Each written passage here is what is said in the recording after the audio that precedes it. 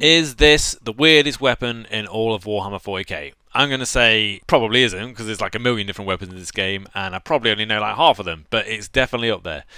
Whenever you use this gun against enemy players who haven't faced Genestealer cults before, they're always like, What the fuck is that thing? No other faction get it. It's totally unique to us, and unique indeed it is. So let's rewind and look at what the hell the Weber is. On paper, it's basically a weird mashup of an auto-hitting flamethrower style weapon, a grenade launcher of some sort with the blast keyword, and like smite or something like that, which puts out mortal wounds. It's just madness. And you know what's absolutely awesome? They are free. That's right. With the release of Arcs of Omen in early 2023, these special weapons just got added to the take whatever the hell you want and go crazy list of war gear that we don't have to pay for anymore. In the past, they were 10 points a pop, which meant that you rarely saw them on the tabletop, at least in large numbers. If you wanted the max of 4 in a squad of 20 neophytes, that was an extra 40 points to slap on the tab, and I think most people would rather just have invested that in seismic cannons instead, because let's be honest, seismic cannons are perhaps one of the best tools the cult can get their hands on, full stop. Let's not piss around with a long intro and 20 minutes of preamble anyway. Let's crack on and discuss exactly why these things are so good now and explain why you should seriously consider packing your list with as many of these things as you can. As usual, to make sure everyone is on the same page, let's first make sure we all understand how the Weber works, because it's like pretty funky, to be fair. Whenever I use this against an opponent who seems baffled by its existence, I always tell them to picture that scene in the Arnie film The Running Man, which is Boss by the way, where he gets captured by police trying to outrun them on the airport runway. Shame on them if they haven't seen The Running Man.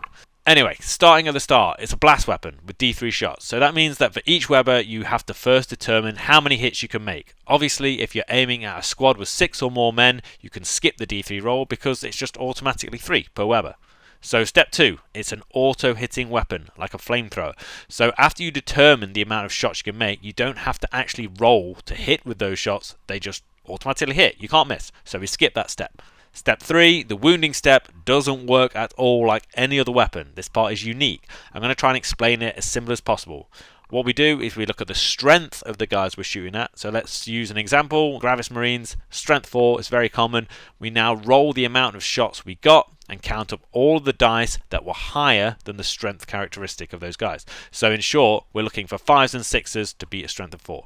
For each of those, we inflict a mortal wound, and that's it.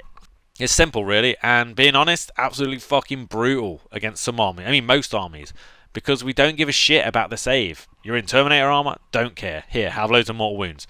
Picture this. It's not about how tough they are. It's more like, do these guys have the strength to rip themselves out of the web that we splatter them with? If not, they're stuck and, well, too sticky and spunky to continue the battle. They just sit there all covered in spunk. Why am I drippings with goo?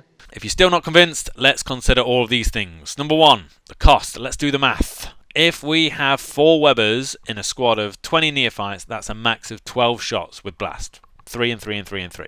And that squad is only going to cost you 120 points now.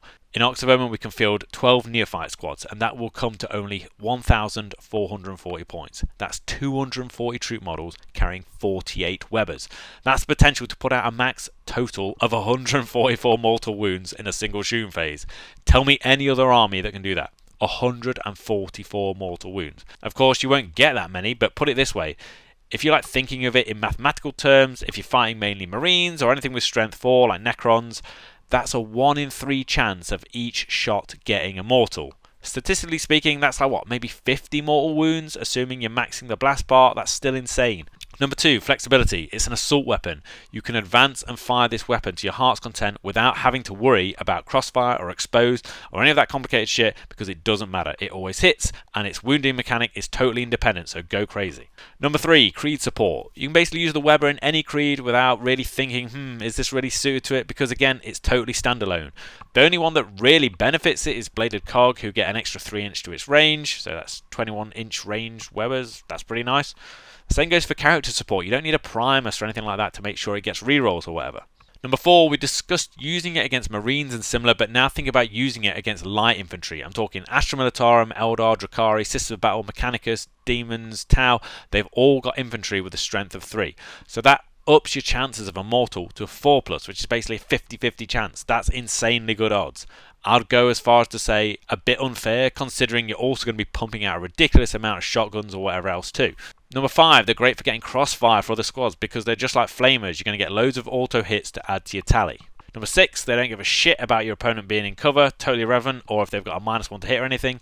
Number 7, Overwatch. You know what's awesome about flamethrowers? They auto hit in Overwatch too. Same goes for webbers. If someone charges you, they have to think, oh shit, am I about to get a fuckload of mortal wounds shoved in my face? That's really scary for them. Number 8, I almost forgot that the leader can take a web pistol for free now as well, so that's another shot to add to the list. And importantly, remember that if he's tied up in melee, when it comes around to your shooting phase, he can pop off that pistol directly into engagement range, just like an auto pistol or hand flamer. Now, we covered all the good, so it's only fair we consider the bad as well, because yes, there is a few caveats with this saucy little tool. The big one is that it's almost useless against certain targets. In fact, entirely useless, as in literally you can't use it against anything that's got a strength value of 6 or more. So let's say a light vehicle like a Space Marine Rhino or something. It's impossible to roll higher than 6 on a dice, so you can't physically wound it. That makes the Weber very specialised, but who cares? We've got loads of other tools to deal with tanks and shit like that. However, this is a problem for use against heavy infantry. Let's say Custodes, they're strength 5. That reduces your chance of a mortal wound down to 1 in 6, which is not great. Keep in mind that if an enemy has something like Twisted Helix does, whereby, for example, they get +1 to their strength characteristic, that does affect the Weber, because it's boosting their core strength characteristic.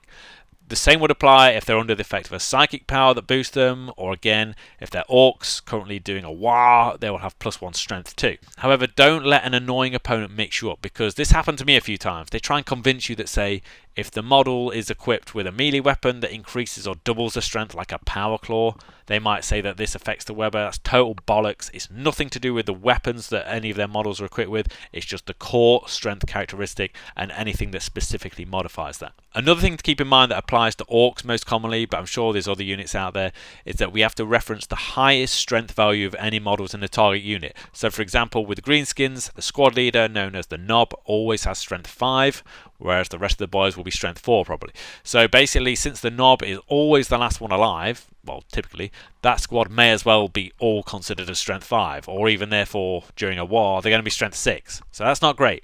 But in that case, again, you've got a shitload of shotguns and autoguns and actual flamers to deal with them and their shitty non-existent armour. If you're up against knights or something, fair enough, the weapon's going to be entirely pointless from start to finish the whole game, but I wouldn't lose any sleep over it. You didn't pay anything for them. I think that just about wraps it up. Again, considering that these are totally free now, we can take a shitload of them. I would honestly just make the most out of it before the meta wakes up and realises they're a little bit silly and really should be at least 5 points each. Nearfight heavy builds are all the rage these days, and if you can physically muster up enough painted models to do like a 240 body list, you're going to be laughing. I mean, you can drop half of those guys in from deep strike, and there's nothing your opponent can do. Just plop, bang, well, plop, splurred. For 120 points, you could give all of those 12 squads an icon, have them regenerating throughout the game, and those 4 guys with webbers in each of the squads are always going to be the last ones you let die anyway, right? You know what, I'm going to test this out, I'm going to do it. 240 guys, loads of webbers, see how much we can destroy. That brings us to the end of the main beef and cheese of today's video, so I thought I'd do some catch up regarding my recent games experience. I have the board in action set ready to go, all built and painted, but I can't get hold of the fucking rulebook because GW messed up their print schedule or whatever. It's still out of stock everywhere, so that will have to wait. So last week I had my annual grudge match against a mate from Newcastle Way who comes down to Warhammer World with his Dark Angels. I mean, this guy is Mr. Deathwing himself. He's got a logo tattoo on his arm and the most beautifully painted army. Very good competitive player, just been to LVO and stuff like that. And the last 2 years he's beating me hands down, and now with the points cuts, etc., goddamn Dark Angels look scary. So I went to this game totally expecting to lose again hard, and I even brought a pretty uncompetitive list, including 20 aberrants because I just love my custom exosuit models and I want to get some use out of them. Much to my surprise, I tabled him basically by turn 3. What a game.